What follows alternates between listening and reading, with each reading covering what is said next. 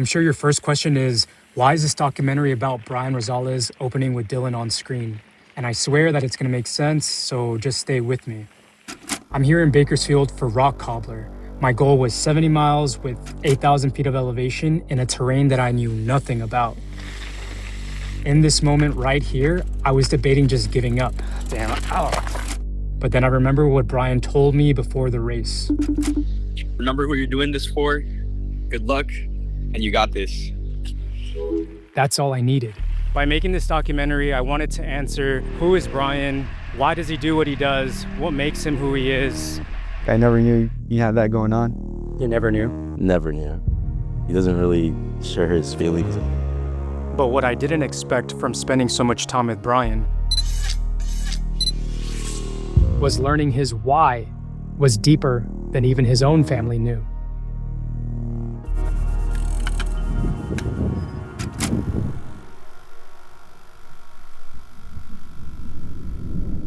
Brian, you're in the top 10 on Strava in the world. You're known for riding your bike 300 miles around the Pasadena Rose Bowl. We know you for these numbers, but can you tell us why?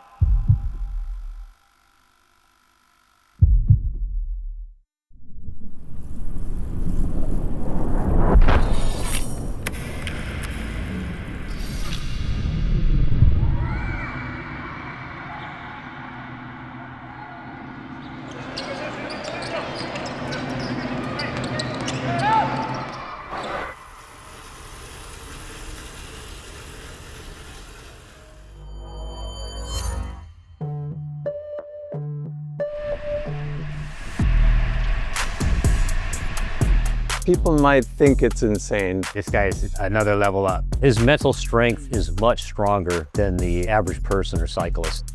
It just seems like it's never enough for him. My first impressions of Brian were that he was a very safe cyclist. I didn't see a whole lot of potential for him being an endurance cyclist or long distance cyclist, but I did see that Brian really enjoyed cycling. You know, I actually can't recall the first day I met him, but it was probably around late 23, early 24. Yeah, Brian was much different than others because he had the desire to do the big rides that me and several other friends were doing regularly. He was motivated to put up big miles and big climbing numbers. I first met Brian through TikTok. I was gonna do my first double century solo, and he reached out to me saying he wanted to do it with me. And first impression was awesome, another crazy guy just like me. When I first started riding with him, I thought it was just gonna be someone that's just like me trying to do something crazy. But as I rode with him more, I saw how much more insane he is and how dedicated he is to this sport. I first met Brian when he was dropping me on a ponies climb, and I realized he was a pretty fast rider. And then I found out what he was doing in his free time outside of ponies. I want to say that my first impressions of Brian were really wild and extreme. I had heard so much about him from others that I was just dying to meet this person. Some people want in and out at 12 a.m. I wanted miles in elevation. Welcome to a fully nocturnal ride. Aside from it being pitch black in some sections, riding in the dark isn't that bad. Mile 160, probably gonna end up with like close to 250. So I may just try to PR again for my distance. Had there not been an event at the Rose Bowl, I could have finished off the remaining 35 miles. But I guess 300 will have to wait for another day. One of the most insane things I've seen Brian do is do the Rafa 500. Which unfortunately does have to be on Swift. Got the Swift bike, which is my old Cat 10. I don't look at the screen. You can see it's on the treadmill. I just kind of look at this door. Watching nothing but a wall for about 17 hours, I think it was. And yeah, that's insane to me, man. Yeah, that was a really long day, but yeah, see you guys later. The most insane thing I've seen this guy do is do the 300 miles around the Rose Bowl. Originally, I was supposed to do a ride up to Santa Barbara and back to try to complete the 300, but unfortunately, the group wanted to reschedule, but I thought today was gonna be a perfect day to give it a go. So instead, I'm just gonna go ahead and do the Rose Bowl 300.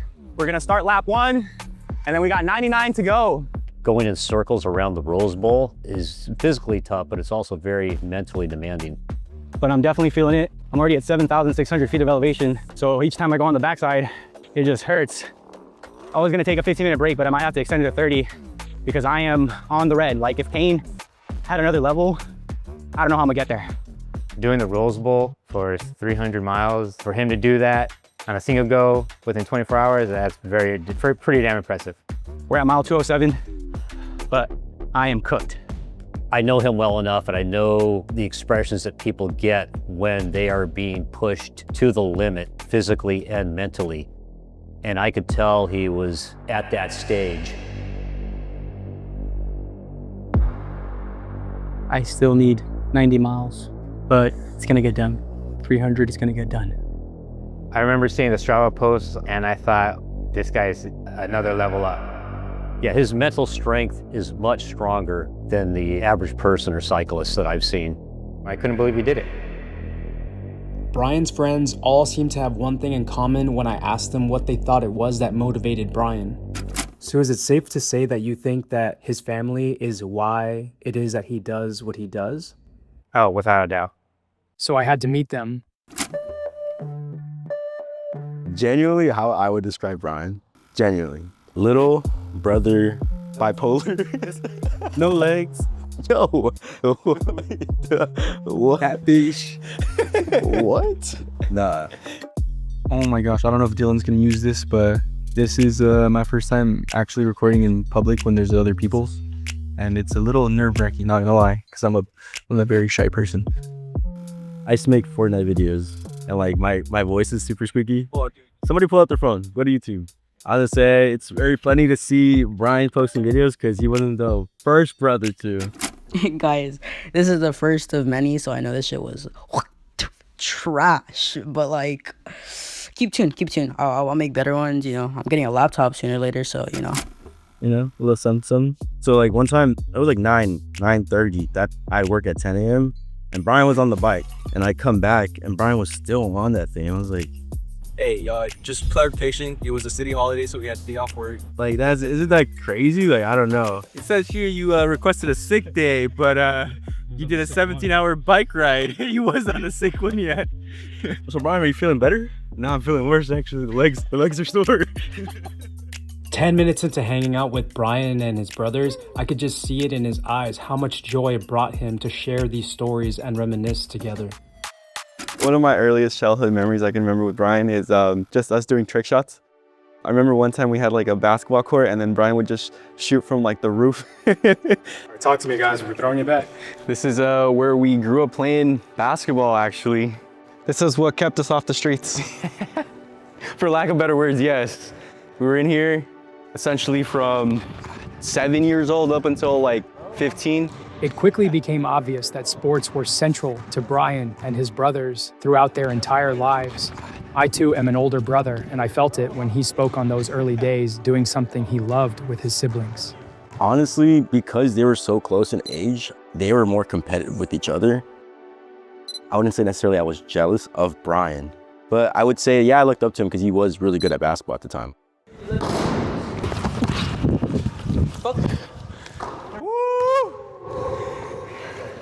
Dang, we're cooking.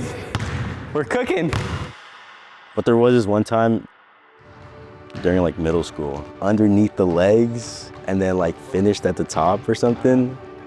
I remember like the whole crowd going crazy, like at this little small indoor gym. I was like, dang, that's when I knew Brian was like, he was my older brother. He was big bro. It was here where I was starting to think that maybe the guys were right. This mysterious high-performing cyclist that not a lot of people know much about on a personal level simply does what he does to be a good example for his three brothers. Or so I thought.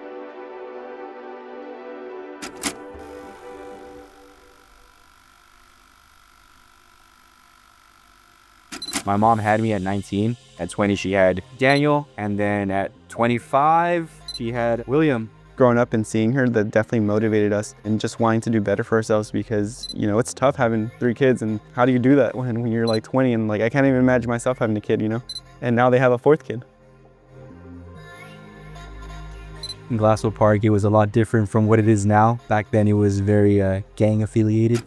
Glassell Park's dark history includes a staggering average of 8 murders a year within just a 2-mile radius. I just wanted something different for us, and so I saw sports as a way to guide you guys into a different direction. Whatever it was gonna lead to something that wasn't that lifestyle because I didn't want to go to an early funeral. Friends and family gather to say goodbye to Miguel Penaloza. I don't know if you guys remember, but we've honestly been coming here for so long that we've actually been here longer than this has been here. This is older than you, bro. How do you feel? Huh? How do I feel? How do you feel? I can still beat you any day, so. In what? Everything. Everything. Okay. Don't forget who taught you how to do pull-ups and everything. Yeah, you did. Don't forget. Back then, I'll give it to you. Now, it's not the same. Same old little kid. That is true. That is true. I would definitely admit it. He's definitely stronger than me now. All right, this is the Rosales rite of passage. We got the pull-up at Glassell Park. Here we go. Let's go. Let's go. Up, go, go, go, go, go. Up, come on. Oh, man. Come on. All right, next year. Next documentary. Next documentary. It seemed like the more we talked about those early days together as brothers, it made Brian more and more emotional. I could just see it in his face. In making this documentary, Brian and I actually grew closer together. How to take a Strava segment. No. He ended up trusting me with something that he had never told his family or friends before. And so, Brian, do you want to share with them what that is? Honestly, one of my earliest memories was being bullied in first grade. Growing up, I always was the small, skinny kid that was unathletic, and being the last picked when we played kickball, dodgeball, or basketball, those early experiences were painful.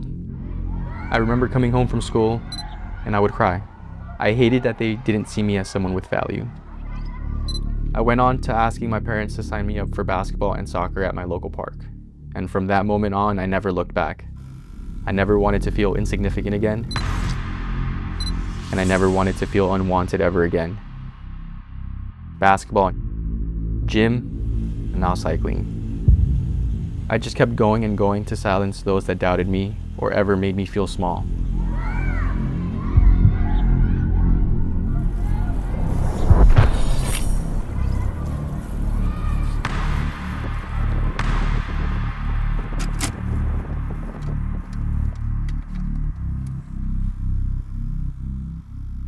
Did Brian ever share with you guys that he was bullied?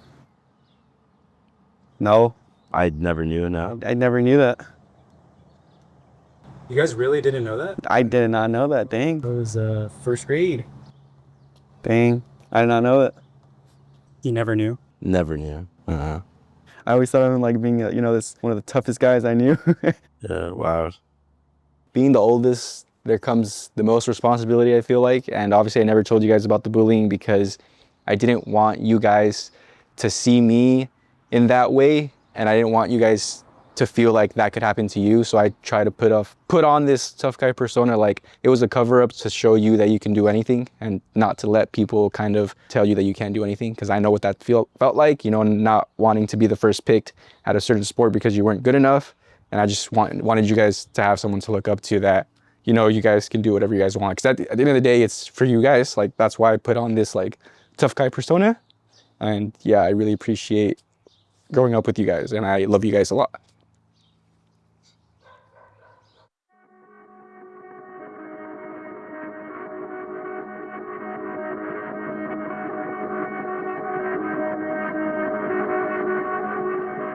So now you know. Those days on the playground in first grade shaped Brian. The desire for his own blood to never feel inadequate like he did now shapes Strava Warrior. It's really nice to see that special bond that he has with his family and siblings. His brothers are very important to him. This is the lesson that he is giving us. There are no limits if you know why you do what you do. And now I want to ask you, what inspires you to be the best version of yourself that you can be? This is what motivates me every day. Being with you. This is my partner, my inspiration, and I love her so much. This is what motivates me. This is what motivates me. This is all the reason I need to be motivated. Everywhere we go, everyone's always, where's Brian? Oh, is that Strava Warrior? Where's Strava Warrior at? Is that Strava Warrior? I don't think that Brian is going to let anyone down. In 5 years, I can see Brian as being one of the elite endurance riders in the cycling community on the West Coast. I think he is going to be a legendary ultra athlete.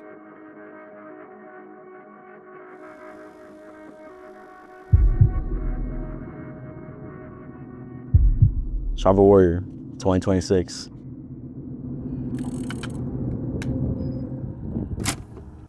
But I'm not done. So what are you doing now, Brian?